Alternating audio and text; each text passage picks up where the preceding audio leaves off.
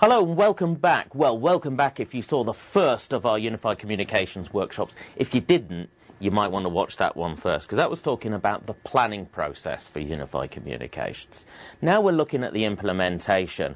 And as you know, everyone gets very enthusiastic when you've got the sign-off, you're buying the kit.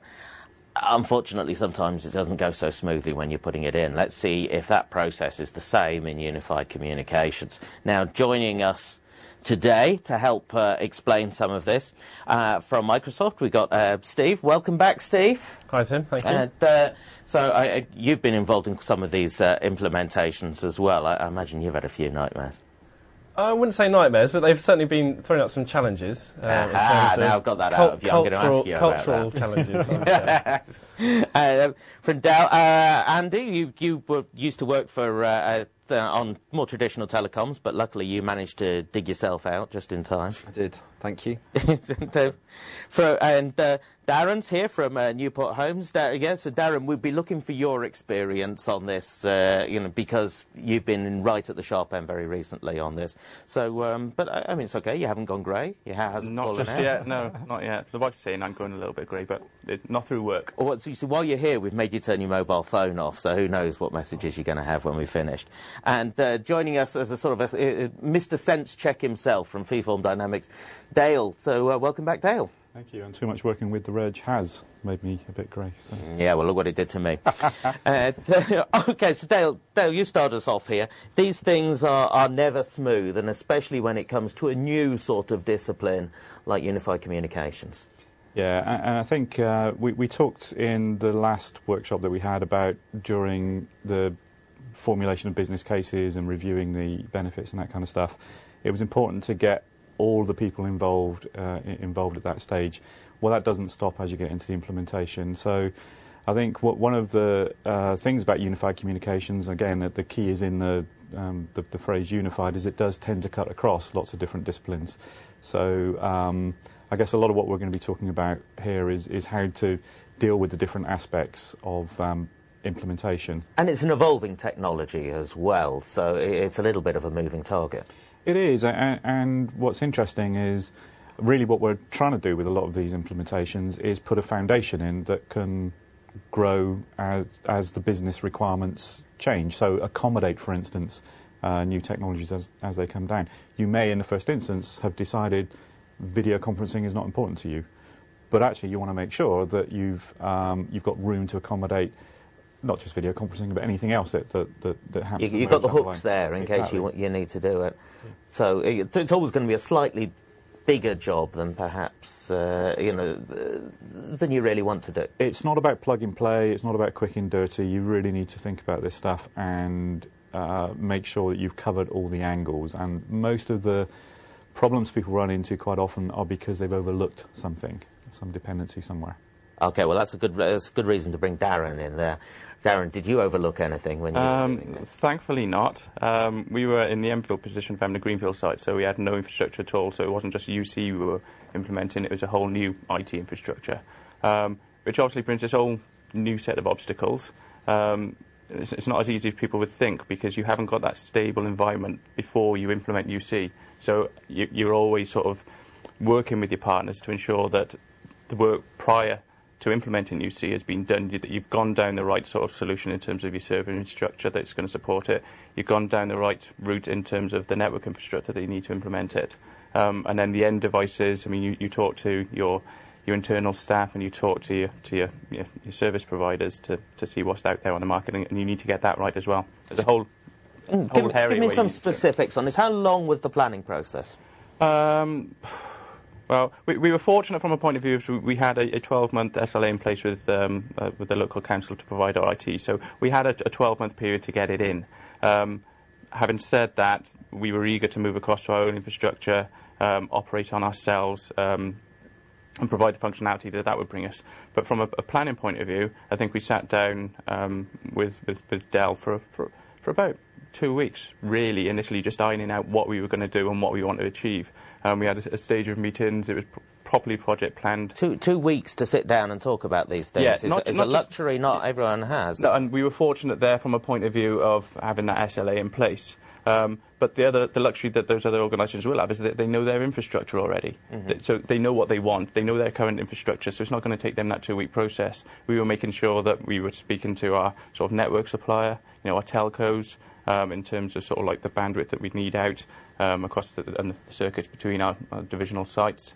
We were talking to Dell about sort of like the releases of client desktop software, whether we go Windows 7 or whether we stay with Vista or go to XP or, and then we were very fortunate in that the releases of new server infrastructures like 2008 R2 was coming out. So all of that needed to be taken into account. It was not just, it's a Greenfield site, it's easy implementation. Probably a little bit more to think about, actually. And it reaches further down than just saying, we're going to stick some unified communications on the top of this. Yeah. It reaches back down into the rest of your infrastructure. Exactly. What are the bandwidth requirements? We touched on that in the previous session that we had.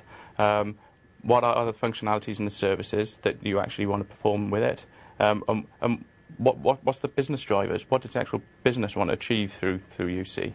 Right. Now, Andy's lucky, isn't he, because he's got a Greenfield site. I imagine it's a lot messier with the brownfield sites. It's different. It's different because if we are integrating into existing telephony, not only do we have considerations in terms of any potential disruption to a very principal service, but also we have the conversations around what are we going to do to the existing data network, if anything? Does anything need to change there? Are we resegmenting? Do we need QoS?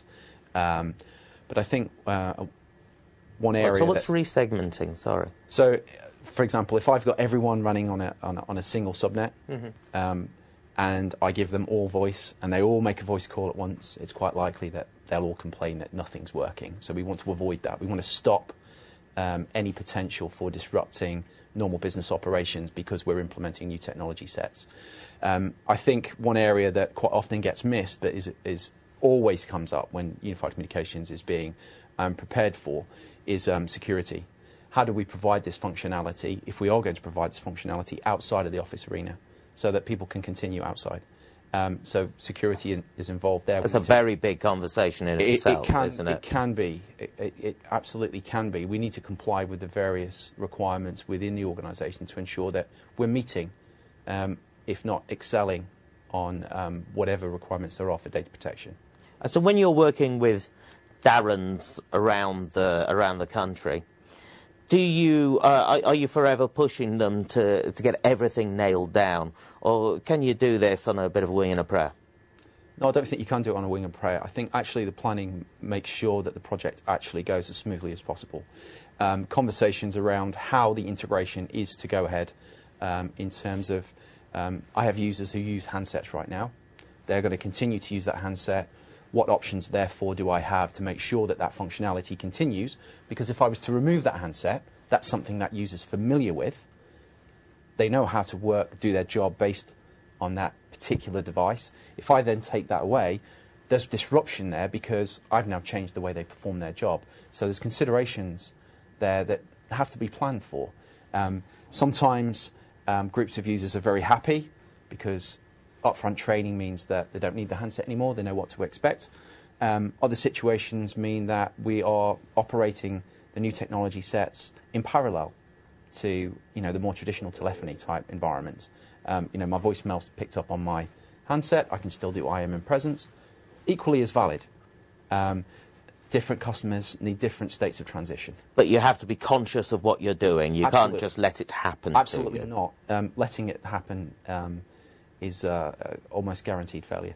Now, Steve, one of the things that I know from the comments that we get in webcasts is that users are always very nervous about new software because they say, well, it's not finished.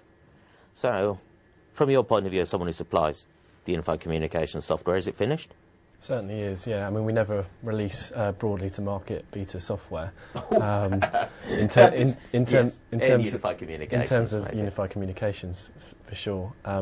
But certainly, we go through all of our end user products, Office Communicator. We spend billions of dollars each year on enhancing the user experience, talking to users themselves, getting feedback from the community at large as to how we can improve the navigation and the user experience. And so there's a lot of effort that goes into that, least of all the underlying platform and what we're actually going to deliver through that application. So it's something that you have to spend an awful lot of time considering. For the success of a deployment, you need to have that adoption from users. Dale, give us a sense check on this. Are these the sort of things that Reg readers are worried about? Yeah, absolutely. There's a lot of echoing of, I mean, the word disruption came up, and I think as much as possible you want to put this stuff in through familiar interfaces. And I think obviously the Microsoft guys would very much focus on making everything Outlook-centric if it's a Microsoft desktop. But equally, if you're in more of a sort of process environment, you want to surface some of this functionality through your SAP interface or your Oracle applications interface, or whatever it happens to be. Whatever is most relevant to the user. What you don't want to do is give them a totally separate interface to go into, which is not only new, but it's not particularly integrated with their sort of normal everyday experience. I noticed on the discussions on the Reg website to this that one of our readers pointed that out and said one of the problems with unified communication, not enough effort onto the interface at the moment. It's still too difficult for people to use. Yeah. And it's a bit binary, really. You find almost that if you have integrated UC functionality in with someone's existing desktop, they'll very naturally, without really even thinking about it, they'll start taking advantage of it. And if you don't, they'll never actually think to click across that other application and run up this separate cockpit or communicator. Because they've already got a way of doing things that might not be efficient, but that's the way they work. Doing what they're doing, right? They're always going to go into their inbox or log into their queue on their SAP system, whatever the context is for that user. And that has to be the starting point. You want unified communications to come to them, not ask them to go to the system. It's a comfort with existing process, and unless there's something in it for me, I'm not going to change the way I do it. If it makes it easier for me, then of course I'll adopt it, and I'll adopt it much more readily. And that's where the variance comes from the various user groups.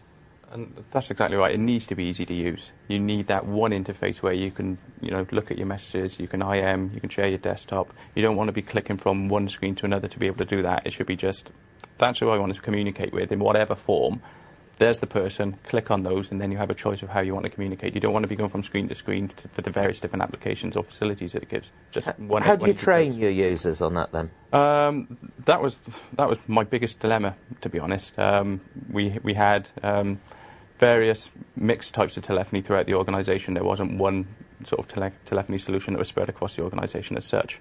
So bringing them to a UC world where they have all of this. They didn't have voicemail before. Some people did, some people didn't. They didn't have internal extensions before. There was all DDI calls as such.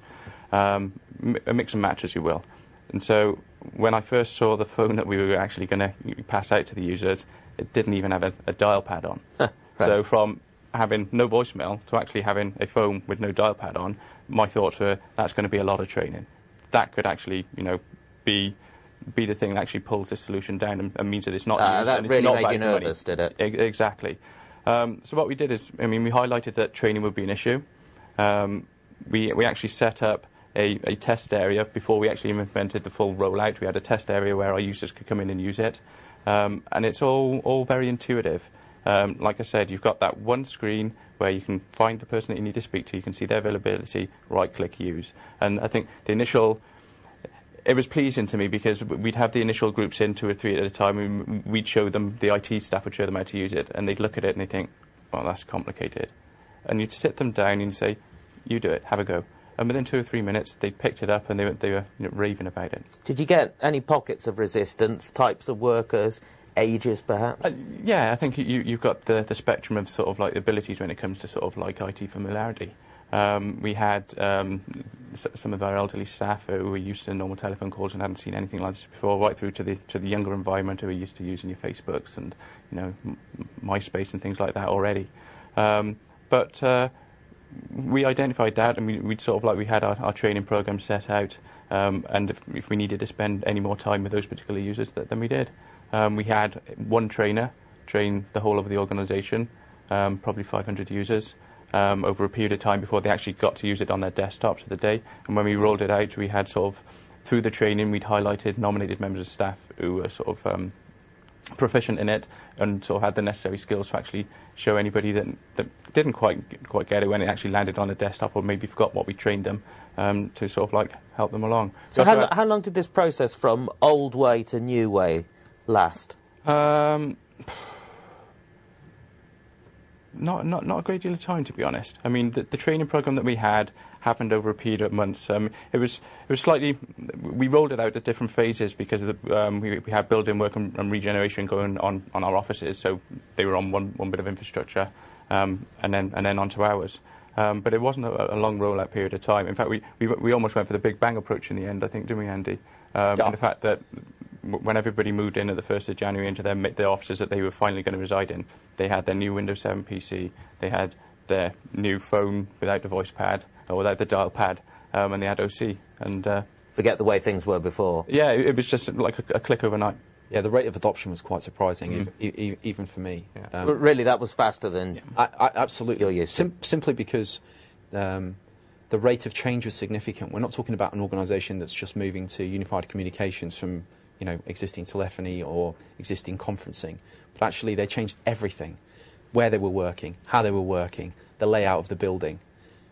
Windows 7, new version of Office, voicemail, integrated into the inbox, remote mailbox management, all absolutely brand new.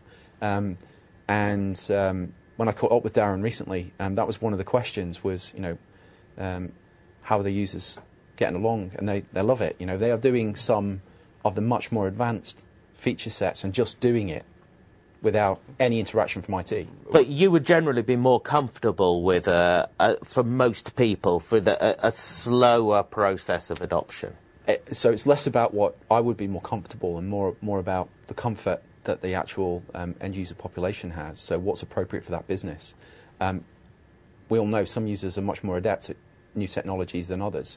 It's just about making sure that those people that are not so comfortable with that adoption rate are accommodated, and accommodated in an appropriate way. So some people can be intimidated in a classroom environment, so perhaps CBT is more appropriate. Just dropping something on the desk with some standard instructions, all the stuff that we generally do when we change, be it a version of Office or slight a variance on the OS on the desktop, but just making sure that first and foremost the users are informed rather than intimidated by the technology. Steve, one of the things about this is that very often you see these unified communications projects being part of a bigger process of renewal, being part of a very large IT project. Can it sometimes slip down the cracks a little bit? It depends on it depends on the customer, and I keep saying this. Some will look at the compelling event of upgrading some infrastructure, moving office buildings, as a reason to refresh more than just kind of the bricks and mortar, and that's a good opportunity. But quite often a communication project is done in isolation from a desktop refresh, for example. It just depends on what the customer's particular cycles are in terms of how long they've had their current desktop for. Quite often though they're independent of each other. Yeah, Dale, would you recommend mixing up a desktop refresh and unified communications as well, doing that big bang approach? It's quite often the way it has to be honest, because if you're going to incur a lot of disruption, you want to make sure you get as much. You want to disrupt people once rather than twice. Yeah. So it kind of is. It's just the way you have to do things in lots of scenarios. I think from the point of view of implementation, we talked about sort of shortly after the implementation. One of the things that we've heard some Reg readers talk about in terms of their experiences is planning for that immediate post-implementation phase. And I'd be interested in views from you guys around, for instance, just making sure that you have the right kind of monitoring and management going on, the right kind of help desk infrastructure there, so you can spot things very quickly and nip things in the bud. This is the first couple of weeks you're talking about? Yeah, literally that kind of initial rollout bedding in period. OK, I'll go with that. I'm interested in that as well. What do you think, Steve? You take this. Well, again, I mean, within our products, we provide the capability to be able to provide online feedback. That's a core part of the UI, is that ability to have that closed loop feedback and capture that information from your users. And we think that's absolutely critical to any rollout. It's making sure that the users, whilst they've been brought in early to the idea of using this stuff, on an ongoing basis, can feel like they have an opportunity to feedback as well and be heard, basically. Being able to give a structured response. So users tend not to complain when there isn't an issue. However, a comment of it's slow is invariably what happens. I mean, that doesn't mean anything to anybody, but when it comes to a voice call, actually that's really apparent, because the call keeps dropping. Well, why does the call keep dropping? We need to make sure that we have the right tools in place. That means that not only can we identify at what time it happened, what was happening on the network at that time, but also what kind of experience that user was having prior to the fault, so that we can start to look at where those issues are coming from. And those are absolutely important, because if that continues, it will fail. And of course, that's what we're looking to avoid. That's going to be a high load on the IT department in the short term, isn't it? Not necessarily. So if it's a focused view and the reporting mechanisms are such that they are structured and they are very direct, so it takes away the guess factor, and then there are well-known steps to actually truly identify where those issues are coming from, then probably not. And that comes back to a point that was made in the first session, which was what's an appropriate step forward in terms of the volume of users that adopts the new technologies. It comes back to the planning stage. If you've done the planning properly in the first place, you're not going to get those, the failures and sort of the complaints from the users, because if you've done it properly, what you've done, is what Microsoft say you should do, or what Cisco say you should do, and so the likelihood of having any failures then will be minimised. But Right. You've got to have the support structures in place in case they do. So you're right, you've got to have the service desk, you've got to have the IS team sort of on the ground, willing to be there to help the people. You've got to have sort of your staff members out there who are sort of like you've highlighted as having a particular skill in this area, who can help their own team. It's about having all the different services in place and the structures in place to provide that support. What about the skills within your department, your IT department? Because you mentioned before that you went with your existing IT guys who developed these new skills. How much skilling up did they have to do?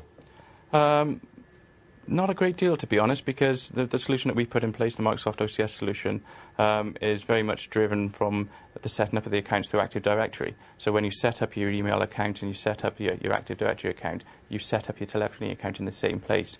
You assign the DDI to the user at that place. You assign the functionality that you want for OCS, so the presence, the video, in that area there. And it's all through the one screen, so it's very intuitive. We had a gentleman come join us from an agency on our service desk who picked that up probably within a day and a half. And so instead of regular technicians or regular server people actually setting up user accounts, it was a help desk function. I didn't have a dedicated telephony person to go around and do the patching, to set up the phone number, to do all the configuring and programming. He went to Active Directory, he set up the user account, he assigned it a DDI, click, done. Dale, 2 questions for this. Is it always the way across different technologies that works? And in the future, is the IT department going to be an IT and telephony department as well? No and yes. So hang on, I forgot what I asked. So it isn't always as straightforward as that. As we have said on a couple of occasions, if you don't do the plan, I mean, with the best will in the world, if you get your planning right, then obviously it's going to go. And if you haven't gone into a Greenfield site, we haven't got a standard PBX, traditional PBX. We're completely OCS, so we're using OCS in isolation. But if you've got that traditional PBX background, you're still going to need those skills, especially if you're in a 999 environment, or an emergency service environment that needs at the moment that integration with the PBX. You're still going to need those telephony staff.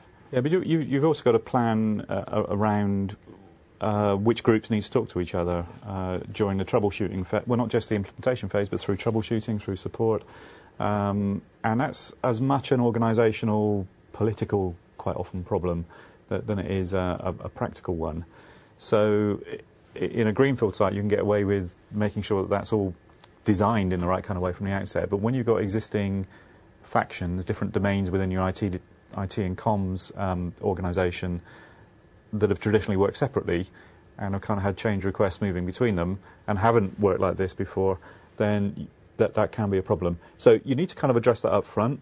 Don't wait until something breaks, because with the best will in the world, all the best planning in the world, something will break at some point, and these guys are going to need to work together. It is about unifying, right? Yeah. It's not just unifying from a technology perspective. It's unification across those technology teams as they stand, because they do need to cooperate. They do need to understand where did those crossovers occur, how can they look to, because it's all about delivering end user satisfaction anyway. So cooperation before, during the implementation is a must, but also on an ongoing basis, because that is a service that's going to be delivered. It's not just going to run for a week and then be taken away. So those processes surrounding how those groups integrate is part and parcel of actually delivering UC. Yes, And I imagine that can be tough, because some of them have different skills. It can be a tough call. But as I think the point that's worth making is it's not one or the other. It can very comfortably be both, and quite often, due to sheer scale, has to be. And it shouldn't be one at the expense of the other. Okay, well, let's be specific. I mean, there's a skill set issue here, and the networking guys quite often are a little bit sort of wary of getting too involved on the application side of the house. Yep. And application guys sort of see networking as, something that those guys do over there.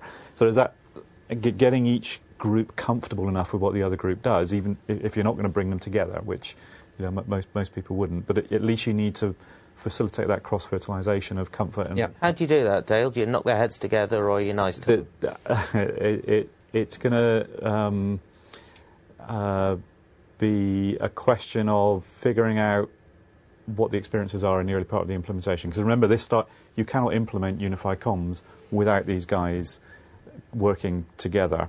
Now, if you see resistance in the early days, you might have to knock heads together. If you encourage that with a little bit of training, a little bit of cross-training, some joint workshops, it's all about the value recognition, smoothly. right? Each of those team members has value to bring to that project. Yes.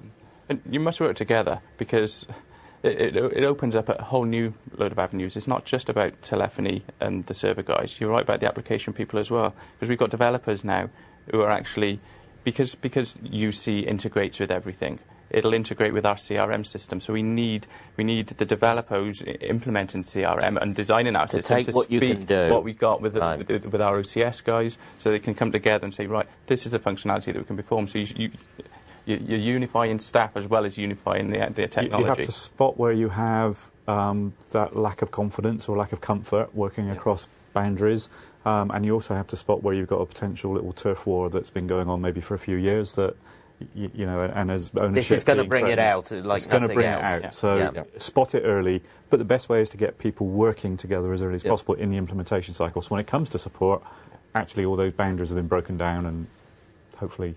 Got it. Right, now in the final few minutes, what I want to do is explore a little bit about who you get outside help from as well. We haven't really talked about that. When it comes to telecoms, then a lot of reg readers already have an existing relationship with a reseller who might not be particularly skilled up in the part of UC that they want. They might have to go to someone new. They might want to do it themselves.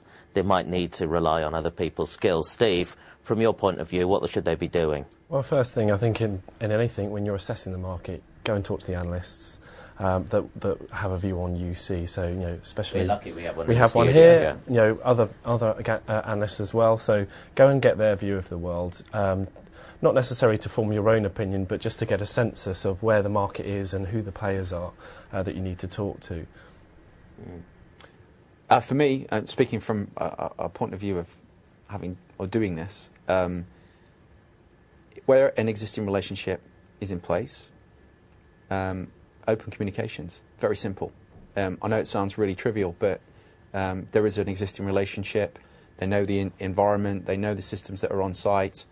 It becomes a three-way communication. I've ongoing projects at the moment that, absolutely need the assistance of the guys that provide the telephony. There's nothing hidden. There's no hidden agendas. It's, we need to come together, get this to work for the customer. That's what's important. Yeah, I think you need to choose your supplier carefully. You need to choose a supplier who can give you the time to sit down with you before you've actually signed up and said, yes, we're going to buy this product off you, to look at the implementation, to look at the pitfalls. People are going to be honest with you, but people have actually got the support infrastructure their side to actually support you when you need it, to actually come in and help with the implementation if need be. And the ongoing support then, because once it's in, you don't want to feel as if you're out there on your own and like you can't support it yourself, or where do I turn to if something's not quite working right. You need that ongoing support. It's all about building a relationship. So you had these guys in? We had Andy's crawling guys around in, yeah. under your desks, and I'm sure you didn't actually do that. I'm sure you were there once or twice. An interesting feature, just as a result of that, is what we encourage our customers to do is Darren can actually see me, Open IM.